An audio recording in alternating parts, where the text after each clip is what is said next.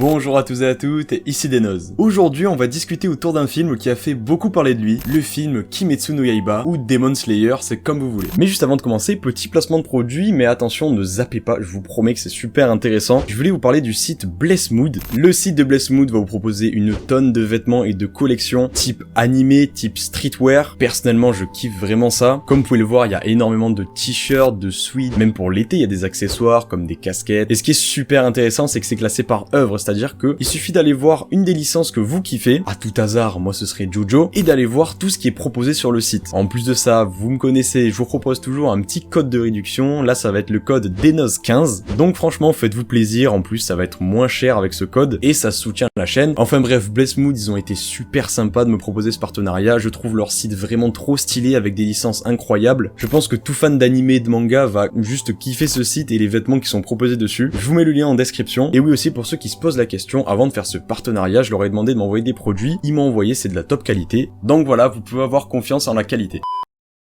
Je vous préviens tout de suite, dans cette vidéo il y aura aucun spoil, ou en tout cas ce sera que des spoils mineurs, je vous révélerai pas la fin ni le dénouement. Évidemment je vais quand même en parler, mais sans révéler les éléments importants. Mais alors qu'est-ce que c'est que ce film Kimetsu no Yaiba? Alors il faut savoir qu'il fait suite à l'anime, il est sorti le 16 octobre 2020 au Japon, et assez récemment le 19 mai 2021 en France. Le 31 janvier dernier, ça devient le film le plus rentable de tous les temps au Japon, rien que ça. Le film a un chiffre d'affaires d'un total de 36 milliards de yens, c'est-à-dire environ 458 millions de dollars. Il bat ainsi le record de Chihiro qui avait un total de 31 milliards de yens de chiffre d'affaires, soit 400 millions de dollars. Mais alors on a le droit de se poser la question, est-ce que ce succès est mérité ?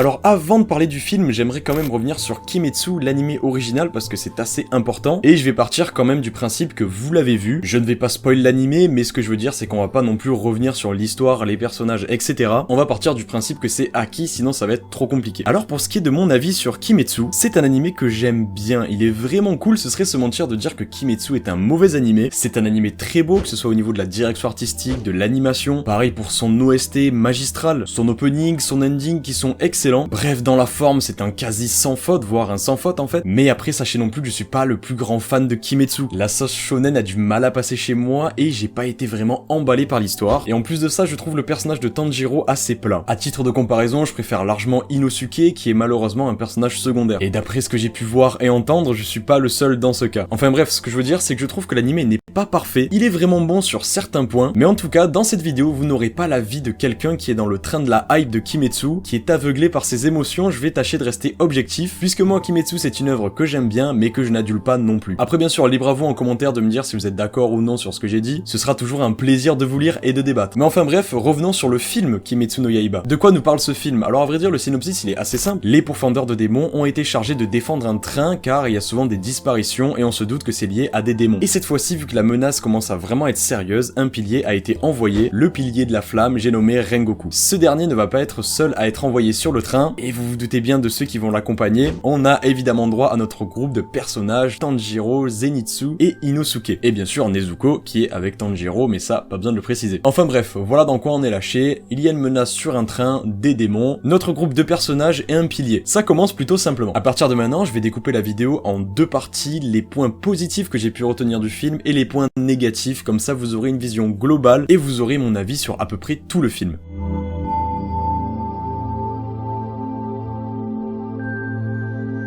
Alors déjà, ce point on va l'aborder dès maintenant parce que c'est ce qui nous saute aux yeux, c'est ce qui est le plus évident. Le film est beau, le film est très très beau. Vraiment, il est encore plus beau que l'anime, il y a des scènes qui m'ont laissé sur le cul, notamment une scène dans la forêt où on voit des arbres tellement bien faits qu'on dirait qu'ils sont filmés. Ils sont peut-être même filmés, en fait j'en sais rien, c'est pour dire. L'animation est incroyable, les combats sont excellents, mon dieu, c'est vraiment, je pense que c'est peut-être l'un des films ou l'un des animés avec les meilleurs combats et surtout avec la qualité la plus constante dans l'animation des combats que j'ai vus. C'est-à-dire que dans certains animés, vous allez avoir un très beau combat, mais qui va pas non plus durer des lustres. Alors que dans ce film, vraiment, il y a eu des combats qui s'éternisaient, mais qui étaient tellement magnifiques tout le long. Chaque coup porté par les personnages sont surpuissants, avec des effets magnifiques. Enfin bref, voilà, le film est magnifique, somptueux. Pour rester dans la forme, les OST. Les OST, écoutez, encore mieux que l'anime, l'animé, ou en tout cas force égale. Il y a eu des combats, d'un coup vous entendez une OST qui se déclenche en fond, ça m'a donné les frissons. Elles sont toutes bien timées, elles s'enchaînent vraiment parfaitement comme si c'était qu'une seule grande OST. Il n'y a pas d'impression de cut entre les musiques, c'est fluide, c'est génial. Un autre point positif, c'est qu'on va enfin se focus sur un pilier, le pilier de la flamme Rengoku. C'est vrai que dans l'animé, les piliers, on les a juste aperçus pendant 1 ou 2 épisodes, pas plus. On nous dit qu'ils sont surpuissants, que ce sont vraiment les boss, que ce sont les seuls qui peuvent rivaliser avec des lunes supérieures, mais au final, on a quasiment, voire jamais vu de pilier en action. Alors j'imagine que ça va arriver dans les futures saisons de Kimetsu, mais en tout cas, c'est bien que ce film ait fait le premier pas et soit basé vraiment sur le pilier de la flamme Rengoku. On va enfin comprendre la puissance d'un pilier, pourquoi est-ce qu'ils ont cette réputation, et surtout Rengoku en particulier est un personnage génial. Le film nous propose des petites doses d'humour pour le rencontrer, parce que oui, au début on ne le connaît pas du tout, donc il faut forcément faire sa rencontre, et vu qu'un film c'est assez court, va falloir quand même que le spectateur s'attache vite au personnage, et voilà, on nous le présente d'une manière vraiment excellente, c'est bien dosé, c'est bien fait, on va vite s'attacher à lui, on va également comprendre à quel point il est fort, vraiment son niveau comparé à Tanjiro et le reste du groupe, il est juste au-dessus quoi. Bref, en tout cas, le fait que ce film se base sur Rengoku et nous propose d'en savoir plus, de le connaître et surtout d'avoir une vision globale des piliers et de leur puissance, c'est génial. C'est tout ce qu'on attend en fait. Autre point positif dans le film, pour vous expliquer, le démon en fait va endormir les personnages et par une manière ou d'une autre va pouvoir rentrer dans leurs rêves, enfin plus précisément dans leur inconscient. Et j'ai trouvé cette mécanique d'inconscient, de pouvoir visualiser l'intérieur, l'esprit des personnages vraiment génial. Parce que du coup, métaphoriquement, on va pouvoir savoir de quoi sont réellement faits nos personnages, qu'est-ce qu'ils ont dans le ventre, un petit peu voir leur âme en fait. C'est ainsi qu'on va vraiment voir que Tanjiro il a une âme pure, une âme parfaite, claire. Même quand un démon entre en lui, son inconscient va être gentil avec lui. Et ça permet de vraiment voir ce que chacun des personnages a en lui. Et c'est une mécanique qui est vraiment sympa. Voilà, tout cet environnement qui est matérialisé à partir de ce que contient leur âme. Ça aurait pu être poussé un petit peu plus loin, ça fait un petit peu gadget, mais j'ai trouvé en tout cas que la mécanique et l'idée étaient sympas. Bon, pour finir sur les points positifs, et sans spoil, à propos du dénouement, tout ce que je peux vous dire, c'est que c'est une fin qui est osée, vraiment osée, ça m'a surpris. Enfin, quand on regarde le film, on s'y attend un petit peu, en tout cas de plus en plus, on se doute qu'il va se passer quelque chose comme ça, mais en tout cas, en ne sachant rien du film, si on m'avait juste dit la fin comme ça, j'aurais dit, wow, ah ouais, ils ont osé, vraiment ils ont osé faire ça, en plus ça marche, c'est pas juste une fin fanservice ou quelque chose comme ça, c'est quelque chose qui est vraiment risqué, mais c'est un pari qui a marché, en tout cas chez moi, et je pense chez la plupart des gens, je salue la prise de risque.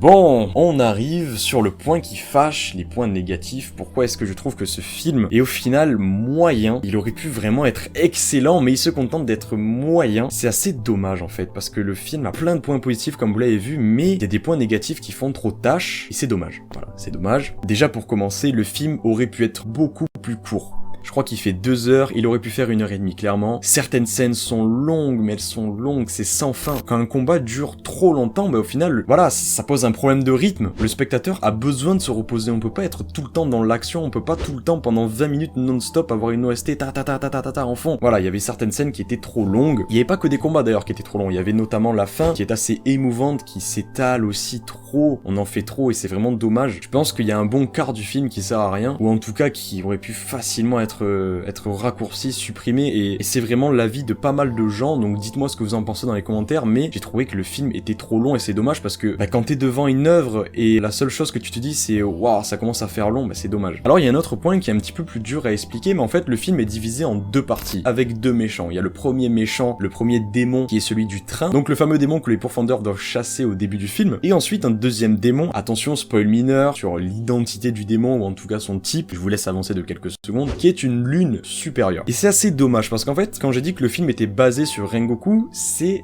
à moitié vrai. C'est-à-dire que la première moitié du film, Rengoku est vachement mis en arrière-plan. Et on sent quand même que le film est basé sur lui. Donc, vu que pour battre le premier démon, ils ont pas vraiment besoin de Rengoku, on sent que le premier démon n'est pas la finalité du film. Et c'est assez dommage parce que du coup, pendant tous les combats contre le premier démon, on sait que forcément il va rien se passer, ils vont forcément gagner. Rengoku est là, il le combat, même s'il a assez de mal, mais en tout cas, il n'y a pas vraiment de combat incroyable, il n'y a pas de combat avec Rengoku, y a pas de scènes épiques qui le mettent en avant. Bref, en tout cas, si le démon du train était le seul ennemi du film, ça aurait été assez décevant. Et on en revient à la seule utilité du premier démon, c'est introduire le second. Et c'est dommage parce que la majorité du film, en fait, elle est sur le premier démon. C'est un petit peu con. Il est là en introduction, en fait, c'est comme si on avait une énorme introduction à une petite partie du film qui est excellente. En fait, la seule menace que met en place le premier démon, c'est par rapport au rêve et à l'inconscient des personnages. Il va réussir à rentrer d'une manière que je ne vais pas spoil dans le rêve des personnages, et une fois qu'on est sorti de cette menace, que ce problème va être réglé, on sait que ce démon ne fera pas plus de choses, que c'était son pouvoir maximum, ou alors ça aurait été vraiment tiré par les cheveux. Du coup voilà, on est là à attendre qu'il le batte, et on sait qu'il va y avoir un autre truc qui va se passer, parce que Rengoku n'a pas été mis en avant, en tout cas pas assez. Et aussi, personnellement, j'ai trouvé que la forme finale du premier démon n'est pas ouf. Voilà, c'est une masque visqueuse en CGI. La CGI n'est pas mauvaise, mais en tout cas, il est pas vraiment très stylé, il donne pas envie de s'y intéresser, et comme je l'ai dit, ça s'éternise avec lui. Le combat contre ce démon est beaucoup trop long, mon dieu, vous auriez pu faire tellement plus court. Et donc là, on arrive au fameux grand méchant, au grand démon, la lune supérieure, qui est sorti de nulle part. Alors apparemment oui, mais en fait non. En fait, il y a une impression assez bizarre, parce que c'est comme si tout l'objectif du film était à propos du train et du premier démon, mais qu'au final, le vrai enjeu, ce soit un méchant qui n'est ni introduit, ni mentionné, à part par le premier démon rapidement. Donc en fait, on a l'impression que ce méchant sort de nulle part, et que toute la première partie du film n'a servi à rien. Alors je suis d'accord que la première partie du film est extrêmement longue, mais elle n'a pas été inutile, parce qu'en fait, elle a permis à montrer la puissance du deuxième démon. Rengoku et tout le groupe de personnages ont galéré, ont mis beaucoup de temps à tuer le premier démon, et donc justement, quand on voit que Rengoku va avoir extrêmement de mal à battre la lune supérieure, alors que pourtant il a battu le premier démon qui avait l'air assez puissant, on va pouvoir se rendre compte de la puissance de la lune supérieure. Et c'est à ça que sert le premier méchant. Ça à introduire le second, mais le problème c'est que c'est beaucoup trop long. Mais mis à part ça, la lune supérieure est très charismatique, le combat avec Rengoku est exceptionnel, le dénouement est exceptionnel, mais voilà, ça met trop de temps à arriver et c'est dommage. Et dernier point négatif, j'ai trouvé que l'émotion était trop forcée. On cherche à vous faire pleurer, on vous tire les larmes comme ça, tu vas pleure.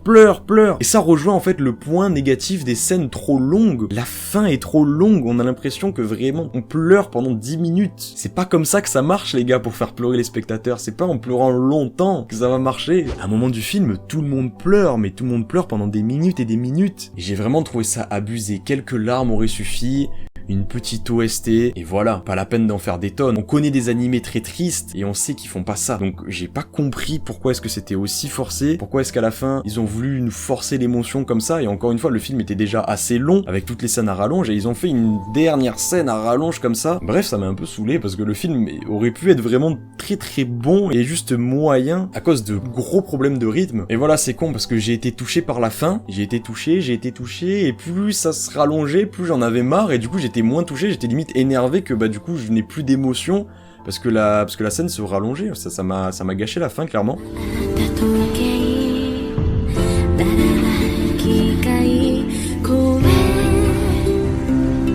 Enfin bref, pour résumer, ce film de Kimetsu no Yaiba, est-ce que c'est un bon film? Clairement, c'est un bon film qui est beau, avec des bonnes OST, des très beaux combats, un dénouement qui est osé, il y a de l'émotion, que ce soit de la hype, de la tristesse, il y a de l'humour aussi qui est vraiment bien dosé, j'ai oublié de le dire, mais l'humour est pas mal dosé, mais c'est un film qui est juste moyen, voilà, il est bon, mais il est moyen, il y a des trop gros problèmes de rythme. Voilà, je vous laisse me dire en commentaire de ce que vous pensez de cet avis sur le film de Kimetsu no Yaiba. Si cette vidéo vous a plu, en tout cas, vous pouvez vous abonner à la chaîne, n'hésitez pas aussi à lâcher un gros like. Sur ce, moi je vous retrouve dans une prochaine vidéo, c'était Denoz, allez bye bye.